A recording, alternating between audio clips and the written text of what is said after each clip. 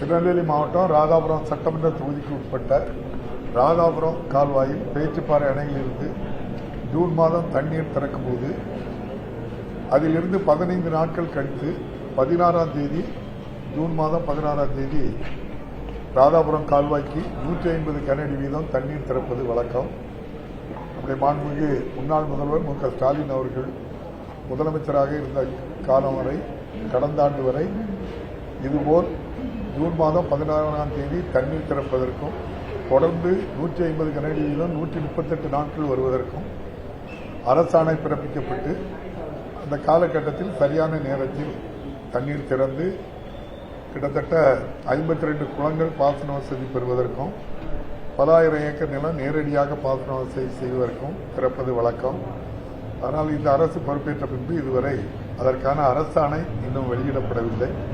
மாவட்ட ஆட்சியரை சந்தித்து வாழ்த்து சொல்லி உடனடியாக 16ஆம் தேதிக்கு முன்னால் அதற்கான அரசாணையை பெற்று தண்ணீர் திறக்க வேண்டும் என்று கேட்டிருக்கின்றேன். தவறும் பட்சத்தில் விவசாயிகள் பக்கம் இருந்து திராவிட முன்னேற்ற கழகம் போராடுவதற்கும் தயங்காது என்பதையும் தெரிவித்தேன். நன்றி. அதனைத் தொடர்ந்து ஏற்கனவே முன்னாள் முதல்வர் மு க ஸ்டாலின் அவருடைய ஆட்சி காலத்தில் நம்முடைய நெல்லை மாவட்டத்திற்கு கொண்டு வரப்பட்ட தாமிரபரணி கூட்டுக்குடிநீர் திட்டம் 831 கிராமங்களுக்கு, அதாவது நாங்குநேரி ராதாபுரம் பகுதியில் உள்ள அனைத்து கிராமங்களில் உள்ள அனைத்து வீடுகளுக்கும் குடிநீர் இணைப்பு வழங்கி தண்ணீர் வழங்குகின்ற அந்த திட்டம் மாண்புமிகு முன்னாள் முதல்வர் அவருடைய திருக்கரத்தினால் திறந்து வைக்கப்பட்டதாகவும் பல ஊர்களில் பல ஊராட்சிகளுக்கு இன்னும் முழுமையாக தண்ணீர் வரவில்லை. தாமிரபரணி தண்ணீரை தனியாக பிரித்து கொடுப்பதற்கும் வசதி வாய்ப்புகளை ஏற்படுத்தி கொடுக்கவில்லை. ஆகவே அதையும் விரைவாக செய்து கொடுக்க வேண்டும் என்று கேட்டிருக்கிறேன்.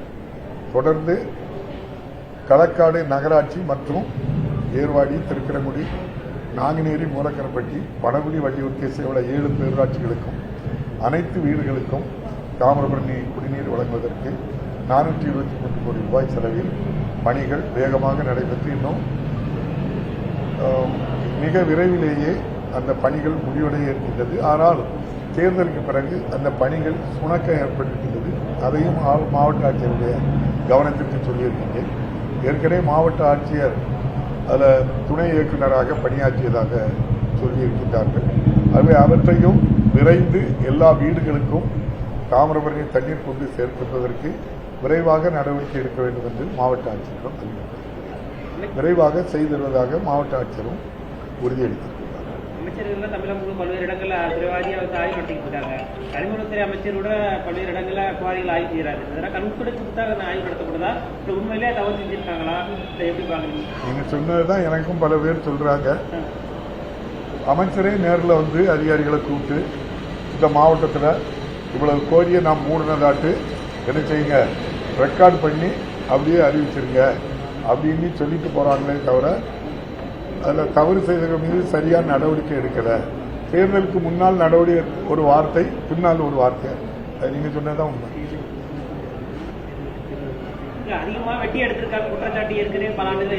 இல்ல, அதுதான் அவங்க முழுமையாக நடவடிக்கை எடுக்க சொல்லி அவங்க தான் எடுப்பேன்னாங்க, அதை எடுக்க சொல்லி. விஜய் வந்து திருச்சியில பேசினாரு, ரொம்ப திமுக வந்து தாக்கி பேசியிருக்காரு. அதாவது யாரால முடியலையோ அவங்க என்ன செய்வாங்க, யார் மேலேயாவது பணி போடுவாங்க. அன்னைக்கு காவல்துறை அவருடைய கையில் இருக்கு, உள்துறை அவருடைய கையில் இருக்கு. அந்த பணி வந்து ஏதோ ஷூட்டிங்க்கு 2 மணி நேரம் 6 மணி நேரம் ஷூட்டிங் முடிஞ்சு வீட்டில் போய் ரெஸ்ட் எடுக்கலாங்கக்கூடிய பணி இல்லை. அவர் உட்கார்ந்துருக்க பணி 24 ஹவர்ஸும் ரெஸ்பான்சிபிலிட்டியா இருக்கணும். கரூர்ல இவர் போன கூட்டத்தில் 41 பேர் இறந்து போனாங்க. இவர் போட்டுட்டு அப்படியே சென்னைக்கு தனி விமானத்தில் வந்து வீட்டில் உட்கார்ந்துக்கிட்டாரு. ஆனா முதல்வர் அந்த இரவோடு இரவாட்டு கரூருக்கு போய் இறந்தவங்களுக்கு செய்ய வேண்டிய கடமைகளை செய்து குடும்பத்துக்கு ஆறுதல் சொல்லி பாதிக்கப்பட்ட மீதி ஆட்களுக்கு நோய் அந்த பாதிக்கப்பட்டவர்களுக்கெல்லாம் தகுந்த அவர்களுக்கு மருத்துவ உதவி செய்து தேவையான உதவிகளை செய்து விடிய விடிய அங்க இருந்து என்ன செய்தாங்க, பணி செய்தாங்க. அப்படிப்பட்ட பணியை மாண்புக்கு முதல்வரால் முடியல அப்படின்னு சொன்னா முதல்வர் என்ன செய்யலாம்னா உள்துறைய ஒரு தகுதியார்ந்த நம்முடைய அமைச்சரவையில் ஒரு ஆள் கையில கொடுத்துட்டு ஒரு ஒப்புக்கு சப்பா ஒரு டிபார்ட்மெண்ட்டை வச்சுக்கிட்டு இருக்கலாம், அல்லது 24 மணி நேரமும் அதில் கான்சன்ட்ரேட் பண்ணி நாட்டு மக்களுக்கு பாதுகாப்பு கொடுக்கணும், சட்ட ஒழுங்கை பாதுகாக்கணும், பெண்கள் சிறுமிகள் பாதுகாப்பு கொடுக்க வேண்டிய கட்டாயம் அவருக்கு இருக்கிறது. அதை மறைப்பதற்காக அவர் ஆட்சியை பொறுப்பேற்ற நாள் முதல் இது பல 100 மடங்கு பெருகிட்டு இருக்கிறதுனால யார் மேலேயா பழி போடுறாரு. அதுதான் அவருடைய இயலாமையினுடைய வெளிப்பாடு தான். நீங்க எந்த முதலமைச்சராவது வாயில அப்படின்ட்டு சொல்லுவாங்களா யாராவது? அப்படி அந்த அல்லு சில்லு கட்சியை தான் 25 பேரை ஓட்டு போட வச்சு புஷ்பா பட பாணியில சோபா செட்டை முன்னுக்கு அனுப்பிட்டு அந்த வீட்டில் போய் சால்வை போட்டு மரியாதை பண்ணிட்டு இவரும் மரியாதை வாங்கி டீ குடிச்சிட்டு வந்தாரு. அதுல என்ன சொல்றாங்கன்னா அவங்க அவ்வளவு பேரும் புலம்புறாங்க. 8 அமைச்சர் தாரேன்னு சொல்லி எங்களை ஏமாற்றி கூப்பிட்டு போய் ரோட்ல விட்டாங்க. இது உண்மையா என்னன்னு கேளுங்க பார்ப்போம். அவங்ககிட்ட தேவைக்காரங்கிட்ட 8 அமைச்சரை இன்றைய முதல்வர் நான் தருகிறேன்னு சொல்லி தான் 25 பேரை ஓட்டு போடுறதுக்கு அசம்பிளியை கூப்பிட்டு வந்தாங்க. கொடுக்கலையா? எவ்வளவு பெரிய ஏமாத்து. அந்த கட்சியே எம்ஜிஆர் காலத்தில் ஆரம்பிச்ச கட்சியை காலி பண்ணிட்டாங்க. அந்த கட்சியை காலி பண்ணிட்டு அந்த கட்சியில் இருக்கவங்களும் அல்லு சொல்லுங்க. எப்படின்னு தெரியல, அவங்களுக்கு தான் வெளிச்சம்.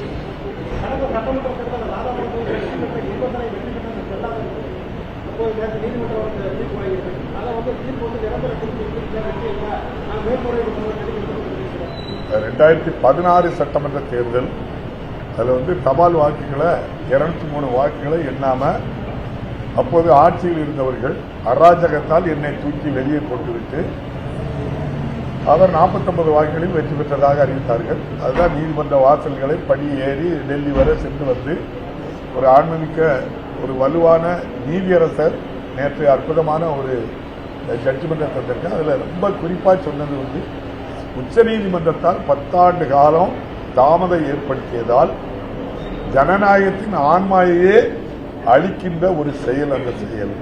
இது தொடர்ந்தால் நம்மோடு நம்முடைய அண்டை நாடுகளெல்லாம் சுதந்திரம் பெற்ற காலத்தில் இருந்த நாடுகளில் அங்கங்கே நீங்க பார்க்கீங்க, நேபாளம், நம்ம இலங்கையெல்லாம் மிகப்பெரிய புரட்சிகள் ஏற்பட்டு போவது இந்தியாவுக்கு அது வரும்னு எச்சரிச்சிருக்காங்க. அது நல்ல தீர்ப்பு. அதனால்தான் காலம் கடந்து வந்தாலும் நல்ல தீர்ப்பு அப்படின்னு சொல்றேன். அது ஒரு இந்திய ஜனநாயகத்தை இந்திய அரசியலமைப்பையும் பாதுகாத்திருக்காங்க. தீர்ப்பு அது எல்லாருக்கும் உள்ள ரைட்டு தானே. அது இப்பவும் உச்ச நீதிமன்றத்துக்கு அவர் போனாக்கி அது உச்ச நீதிமன்றம் தானே முடிவு எடுக்கும். நீங்க அது ஜனநாயக அமைப்பு தானே. இந்திய அரசியலமைப்பு சட்டத்தில் கொடுக்கக்கூடிய ஒவ்வொருத்தருக்கும் கொடுக்கக்கூடிய என்னது வாய்ப்பு. ஜனநாயகத்தினுடைய தீர்ப்பை நம்ம என்னதான் செய்யணும்? தேர்தல் மிகப்பெரிய அளவில் நாங்கள் செய்வதுதான் செய்திருக்கோம். என்ன ஆயிட்டு இருக்கோம்? நாங்கள் வெற்றி வாய்ப்பை திமுக ஆட்சிக்கும் நம்ம காரைக்கால் ஆட்சிக்கும் வித்தியாசம் இல்லை. அதே மாதிரி பல கொலை நடக்கும். திமுக ஆட்சியில் இப்படி நடக்கலை. நீங்க மொட்டை தலைக்கும் முழங்காலுக்கும் முடிச்சு போட்டு கேள்வி கேட்கிறீங்க. அது உண்மை இல்லை. அங்கொன்று இங்கொன்று நடந்ததை ரீல்ஸ் விட்டாங்க அவங்க. ஆனா இப்ப நிஜத்திலே அது நடந்துட்டு இருக்கு. நீங்க மிகப்பெரிய அளவில் நம்முடைய மாண்புமிகு முதல்வர் 5 ஆண்டு காலம் சேவை செய்ததை எல்லா இடத்துலையும் ஓட்டு போட்டவங்களே திரும்ப பண்ணாங்க.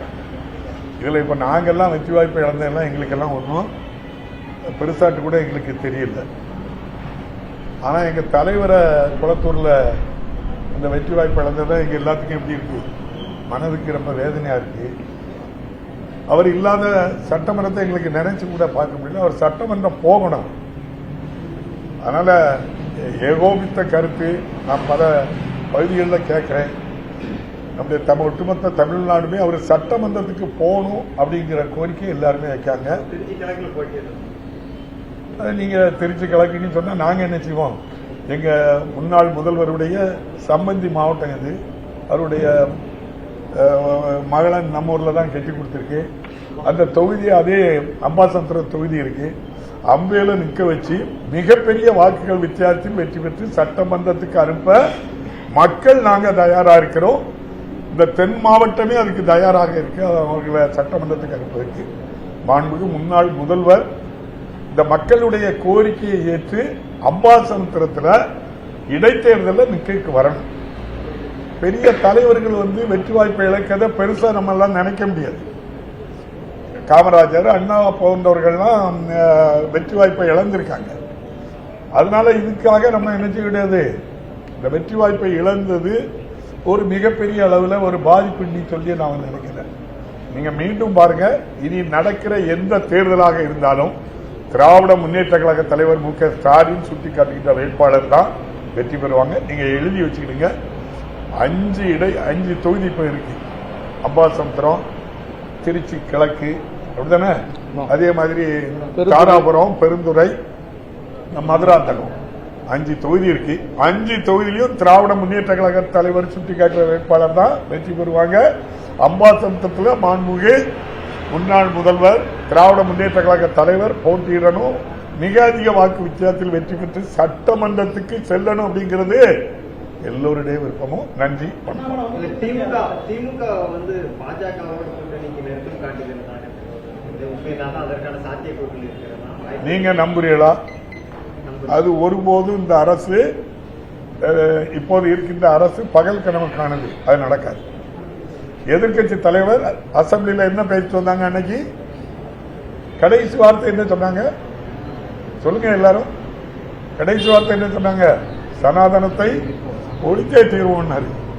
அதனால அப்படிப்பட்ட எல்லாரும் அந்த வதந்திகளை அப்படி பரப்புவாங்க. நாங்க அதை பற்றி கவலையே எங்க கொள்கையை விட்டு எங்க தலைவர் ஒருபோதும் என்ன செய்ய மாட்டாங்க, மாறப்படாது. மக்கள் எஜமான்கள் ஏதோ ஒரு சந்தர்ப்பத்தில் ஒரு சினிமா பார்க்கிற மாதிரி இந்த ஆட்சி வர்றதுக்கு காரணமா இருந்திருக்கலாம். ரீல்ஸ் விட்டு நீங்க ரீல்ஸ் எப்படி விட்டாங்க? நீங்க அவங்க ரூட் இன்னும் ஒரு அமைப்பை உருவாக்கி 200 துணை நடிகைகளை கொண்டு வச்சு 1000 தொழில் நம்முடைய ஐடி தொழில் வல்லுநர்களை வச்சு 30-50,000 வாட்ஸ்அப் குரூப் ஆரம்பிச்சு 2 லட்சம் நம்ம ஃபேக் ஐடியெல்லாம் ஆரம்பிச்சு ரீலா விட்டு அதை நம்பினாங்க மக்கள். இப்போ ஏமாந்துட்டமே அப்படின்னு சொல்றாங்க. அதனால இந்த ஆட்சி அவருடைய சேவையை பாராட்டில இப்பதான் அவருடைய இயலாமை வெளிப்படுது.